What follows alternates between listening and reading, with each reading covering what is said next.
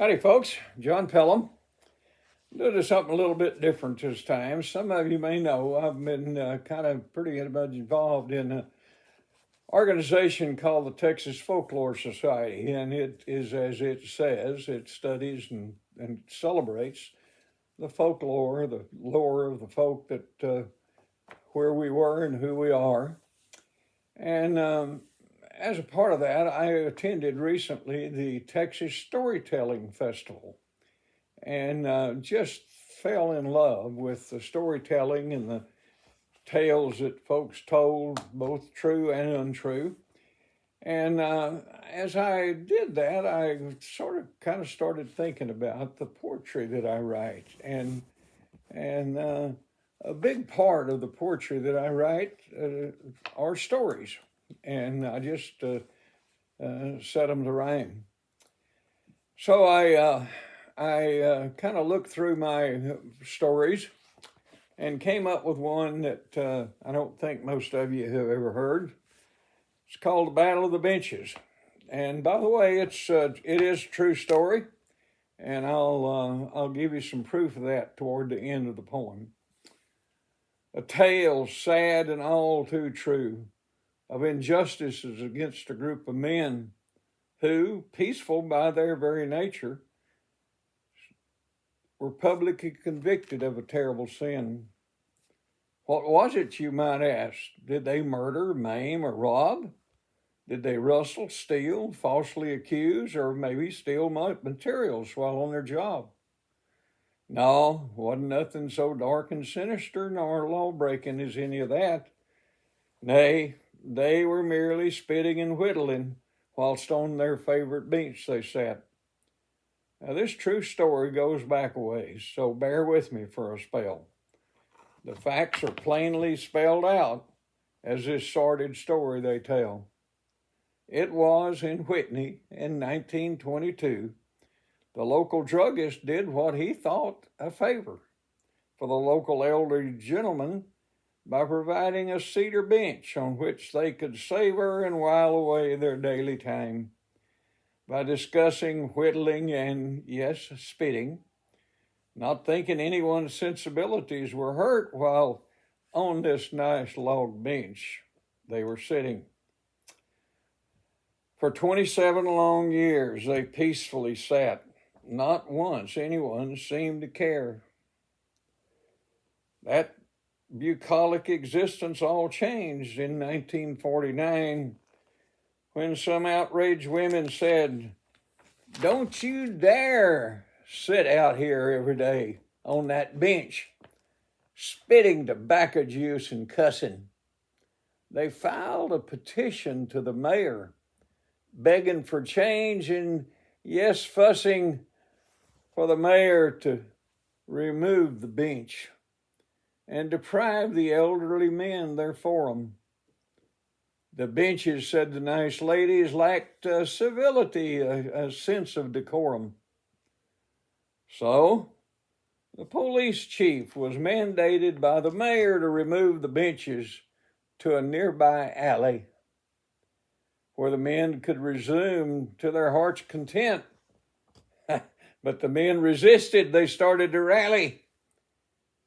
In the absence of the benches, the men revolted. In their stead, they brought in nail kegs on which to sit. Set them where the log bench had been, whereby providing a place to whittle and spit.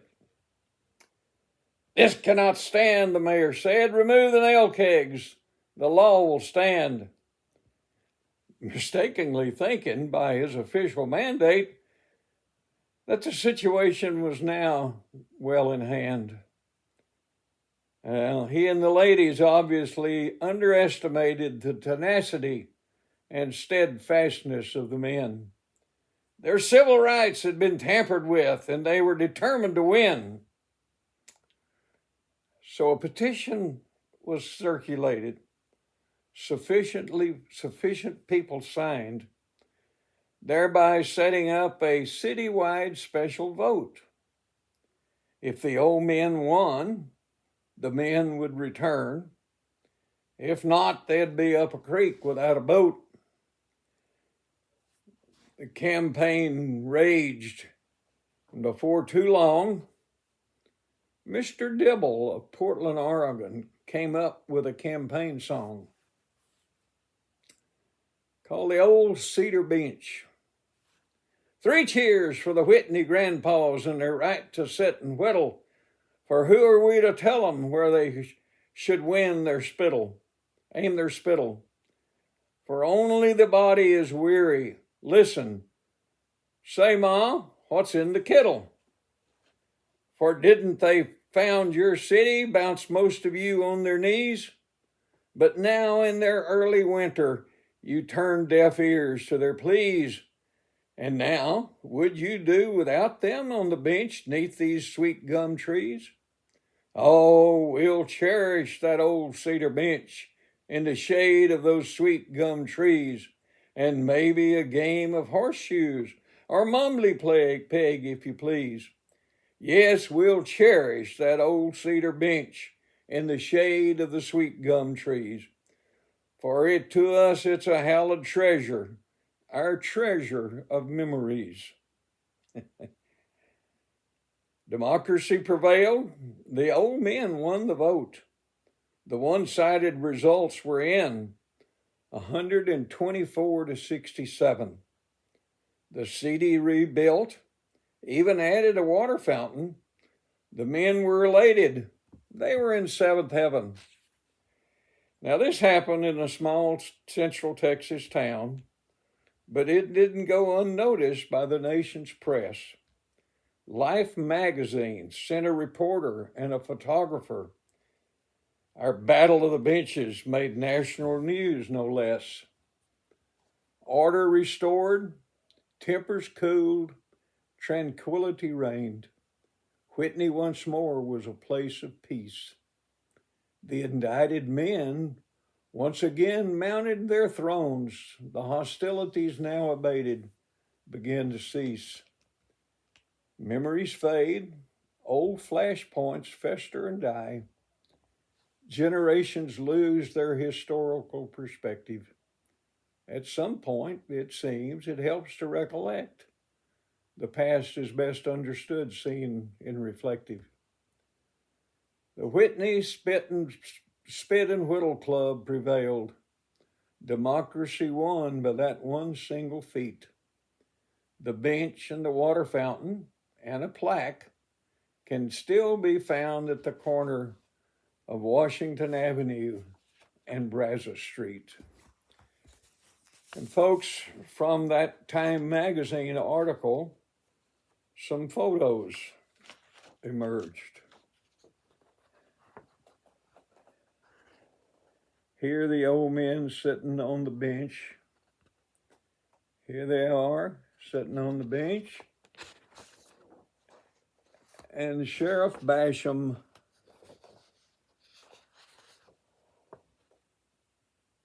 with a gun at his hip. Folks, we all come from places. All our places have stories. Hope you'll watch for them, look for them. If you can't make them rhyme, that's okay, but just remember them and write them down. Thanks for watching. I'll see you next week. Take care. Bye-bye.